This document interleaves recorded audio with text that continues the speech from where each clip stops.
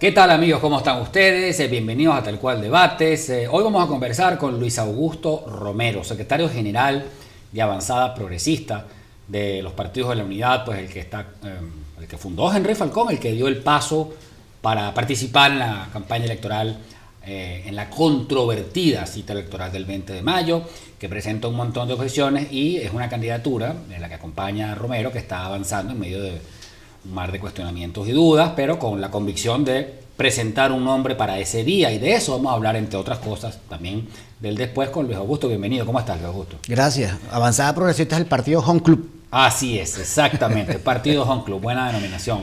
¿Cómo está? Bueno, da la impresión, Luis Augusto, de que para que la candidatura de Falcón tome las dimensiones que ustedes aspiran, tienen que producirse unas cosas que no han terminado de concretarse. O sea, la dimensión nacional que ustedes necesitan para no ganar, sino ganar claro, que es lo que probablemente se necesite frente a Nicolás Maduro. Ganarle por 3 puntos es no ganarle. Es como aquellos boxeadores criollos que iban a Japón y tenían que ganar por nocaut porque por decisión Siempre se la iban a dar a la Japón. Siempre perdían en las tarjetas. Exactamente. Bueno, sí, pero es muy largo el camino que hemos recorrido, indudablemente. Siempre en política nunca sobran apoyos. Es muy importante todos aquellos que se puedan sumar, desde el ciudadano más humilde hasta el dirigente político más connotado, siempre es importante su aporte. Y en ese sentido, pues esta es una candidatura que con mucha humildad tiene las puertas abiertas para todos aquellos que coincidan en la ruta electoral. Que coincidan en la ruta electoral en un momento crítico de la historia venezolana. Porque lo que está planteado el 20 de mayo no es una elección cualquiera. Es la posibilidad de romper el bloque de poder que gobierna o de transitar el camino de la abstención, que ya lo hemos transitado, por cierto, y que sabemos que son unos resultados, en todo caso, muy cuestionables. Yo soy muy respetuoso de las posiciones políticas, respeto a aquellos que han decidido no votar. Espero que de aquí al 20 de mayo, faltan 30 días exactamente, puedan cambiar de opinión, y ese es nuestro trabajo como políticos. Los políticos debemos convencer, articular, persuadir, organizar, liderizar. De eso se trata el ejercicio político, el ejercicio de liderazgo. Ahora, parece haber como razones fundamentadas para no tenerle confianza a la cita. La gente se siente una y otra vez estafada por la manera como las autoridades electorales, una manera muy artera, muy oportuna, muy oportunista para vulnerar o inhibir los resultados. El año pasado hubo varios ejemplos muy claros.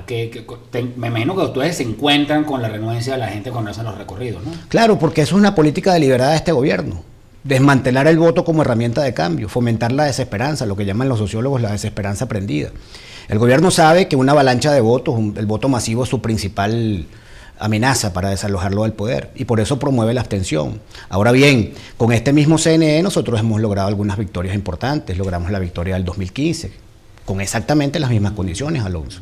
Quizás pudiéramos decir que en este momento hemos logrado algunas ventajas importantes. No obstante, en las elecciones regionales, donde perdimos la mayoría de las gobernaciones, habría que preguntarse por qué se ganó en 5 estados, por qué se ganó en el Zulia, por qué en el Táchira, por qué en Mérida, por qué en Anzoátegui, por qué en Nueva Esparta. En esas elecciones regionales, sobre todo los de gobernadores, queda claro que hay un montón de gente que no fue a votar. Pero claro, la maldad quedó hecha en la constituyente, ¿no? Donde el gobierno fue como demasiado lejos en materia de adulterar un resultado, ¿no? Bueno, es que el resultado de las regionales tiene que ver también con la incapacidad que tuvimos, hay que hablar esto en primera persona del plural, responsablemente, la incapacidad que tuvimos para cubrir los centros de votación. Yo voto en Miranda, Alonso, voto en Baruta, y estuve involucrado en la campaña que llevaba como candidato Carlos Ocaris a la gobernación de Miranda, y debo decir con toda responsabilidad que no se cubrieron todas las mesas en el estado. No se hizo la tarea. No se hizo la tarea. En cambio, Alfredito Díaz sí la hizo Nueva Esparta, la hizo Lady Gómez en el Táchira, la hizo Guanipa en el Zulia, aunque lo que ocurrió ahí después es otra historia. ¿Y cómo está eso en este momento en el comando de Falcón? Es una de las cosas donde yo veo más preocupación, reiterar el planteamiento permanente. Bueno, ¿y qué se va a hacer para las mesas? La auditoría técnica. Porque hay gente que ha mostrado sus dudas. ¿Ustedes qué están haciendo con eso? Bueno, fíjate, nosotros es normal que el ciudadano tenga dudas sobre si vamos a estar en capacidad de cubrir los centros de votación, si vamos a tener capacidad de confrontar a un gobierno que se ha hecho especialista en robar los votos y otras cosas también, por supuesto, el erario público, en fin, el futuro de los venezolanos. Este es un gobierno saqueador, pero además un gobierno saqueador de esperanza. Y este es un gobierno que ha desarrollado una capacidad para robarse los votos que está allí, que lo vemos proceso tras proceso. Ahora bien, debo decir que nosotros tenemos en este momento casi el 80% de los coordinadores de centro ya precisados. Vamos a iniciar, la semana que viene vamos a inaugurar un call center para que todos aquellos ciudadanos que se quieran incorporar a la maquinaria electoral, a lo que se conoce como la maquinaria electoral, puedan hacerlo. Este es un proceso donde los partidos van a tener una importancia fundamental, pero donde el ciudadano tiene que comprender que más allá del ejercicio del voto, su participación en la defensa del mismo va a ser clave. O sea, que sí se está haciendo, pero la gente tiene que arrimar el hombro, sería la... Claro, y además debo decirte algo más, ese padrón electoral lo estamos construyendo con la base de todos los partidos.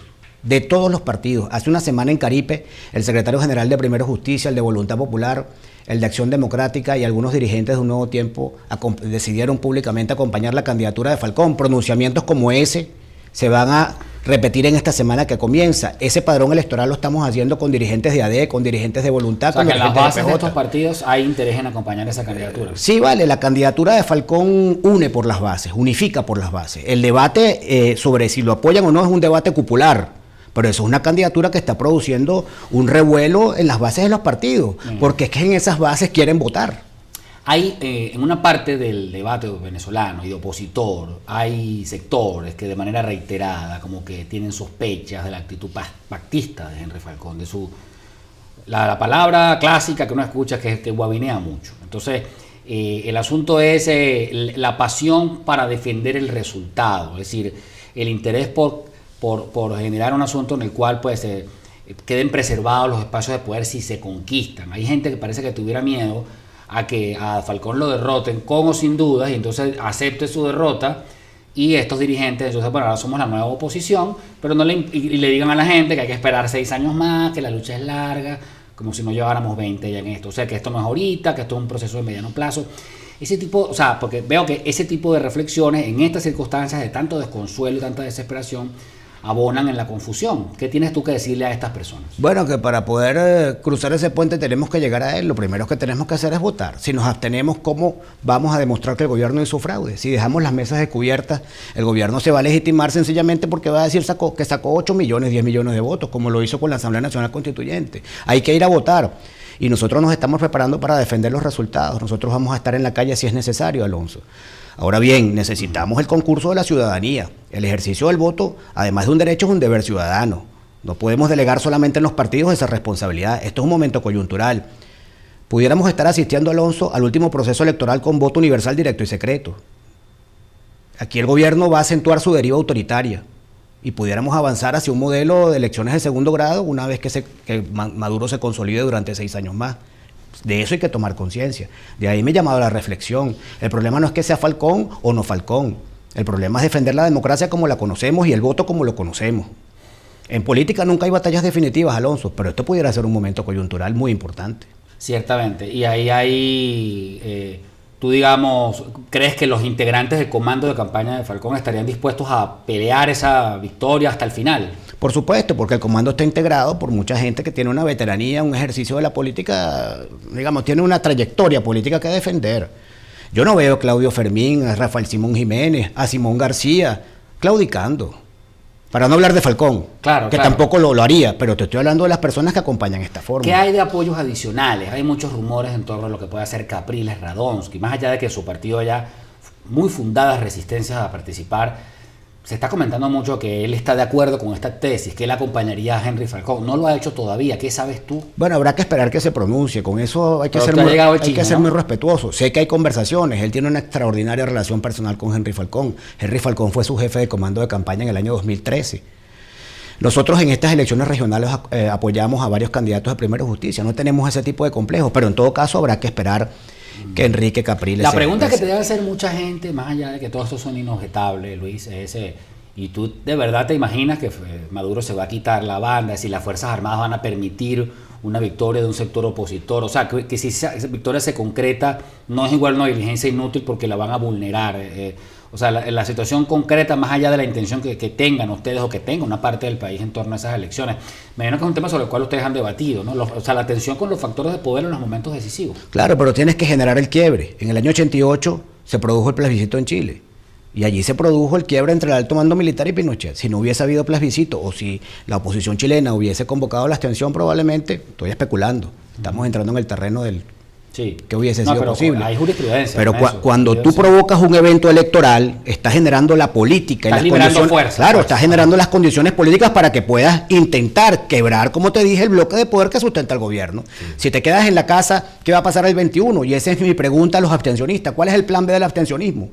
¿Podemos aguantar 6 años más de Maduro, Alonso? ¿Aguanta este país 6 años más de Maduro? ¿El ciudadano común puede aguantarlo? Los enchufados sí, y los que se pueden ir del país también. ¿Y nosotros?